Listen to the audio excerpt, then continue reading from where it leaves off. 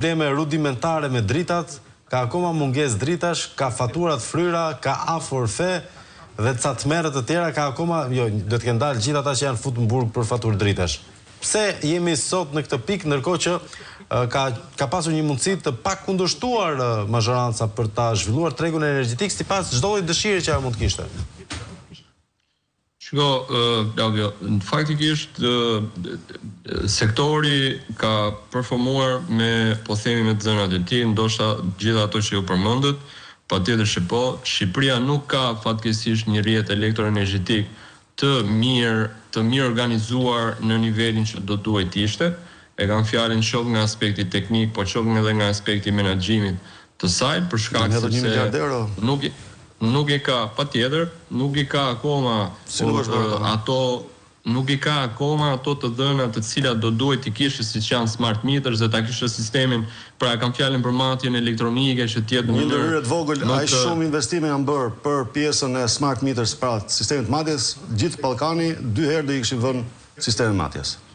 Pra, tjetër, po unë po them që nuk mund vjen dhe sistemet smart meters nuk mund vjen kështu në ajër, sepse ka një back office mbrapa. Domethënë duhet të ndryshosh atë që thash unë, mindsetin. Pra back office duhet të ndryshojë, nuk mund vetë të ndosësh smart meters kot. Ju po flisin teknikisht, po unë më mend që kam paguajtur 3 herë për ndrimin e sahatit. Apo kjo është e qartë. Unë ju dëgjova nëse do. Jo ta dëgjojmë të zonë Çerkezi. Patjetër. Patjetër që asnjë lloj problemi. Jo, mund ta bëjmë edhe kështu. Jo, s'ka vetëm fal. Dhe po thoya që sigurisht sistemi nga pikpamja e demokratizimit të sistemit, unë mendoj që shteti përveç se një liberalizim të tregut, nuk mendoj se në Shqipëri akoma, siç nuk ndodh në vende të tjera, do duhet që shteti të rregullojë çmimet e energjisë, po duhet të jetë tregu ai që duhet i rregullojë këto dhe tashmë disa hapa në këtë drejtim janë bërë, siç është edhe bursa e energjisë shqiptare elektrike, ku të gjithë prodhues të ndryshëm edhe tregtar prodhojnë dhe blejnë dhe shesin energji elektrike bashkë me tregun e Kosovës. Dhe aty vëmë re që çmimet her pas here, kur ka prodhim të lartë, ka një ulje të çmimit, dhe kur ka sigurisht prodhim më të ulët dhe kërkesë më të lartë, sigurisht që ka një rritje të çmimit, pra do të thotë që ky është një lloj mekanizmi për ta rregulluar çmimin e energjisë. Sigurisht që në Shqipëri, unë mendoj që kjo vjen nga sfida pra mos pasja do të një çmimi akoma më të ulët, kryesisht për familjarët, sepse tani më ne e dimë që në tregun e pensionit mesëm, bizneset kanë dalë në treg të lirë, që do të thotë sigurojnë vetë tashmë kontratat furnizimit me çmime të ndryshme, që bazohen në bursën lokale apo në bursat rajonale, që do të thotë tashmë lidhin kontrata direkte, dhe është tregu ai që e përcakton. Nëse flasim për fashën familjare, sigurisht unë mendoj që këto në radhë parë duhet të ketë një lloj mbrojtje për ata për shtresat në nevojë, dhe duhet të ketë një rishikim dhe me gjas do ketë një rishikim të shtresave në nevojë në mbrojtje në këtë drejtim, po nga ana tjetër e them ndryshe është që sigurisht që tregu e përcakton këtë çmim, por familjarët sigurisht duke qenë një lloj konsumatori siç jemi të gjithë shpitona më të ulta, nuk mund me sasi të vogla, nuk mundet i drejtohet tregut të lirë dhe patjetër që duhet të jetë shteti ai që duhet ta rregullojë çmimin. Unë i besoj kësaj, Flavio, që i besoj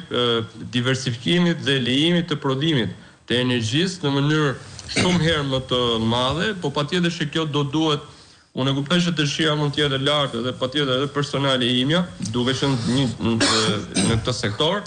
por kapacitetet e rrjetit janë ato që janë dhe do duhet bashkërisht zhvillohet. Unë jo pa qëllim kur u reklamua ulja e energjisë, që është gjë pozitive për familjarët, qoftë asaj fashe, patjetër që po nga ana tjetër isha shumë interesuar të kuptoja se cilat ishin kostot që ishin prekur në ulje dhe bare më të madhe në këtë rast e kishte marrë Keshi, që është prodhuesi, gjë që është pozitive nëse e marrim me aspektin e shpërndarësit apo transmisionit. Pse? Sepse këto kompani do duhet vazhdojnë investimet e tyre në zgjerimin e rrjetit. Se nëse ne duam të thithim kapacitete më të mëdha prodhimi, patjetër që do duhet të zgjerojmë rrjetin teknikisht, mënyrë që t'i absorbojë këto kapacitete dhe patjetër që kjo sasi më e lartë do sjellë një ulje të çmimit të energjisë elektrike. Pra do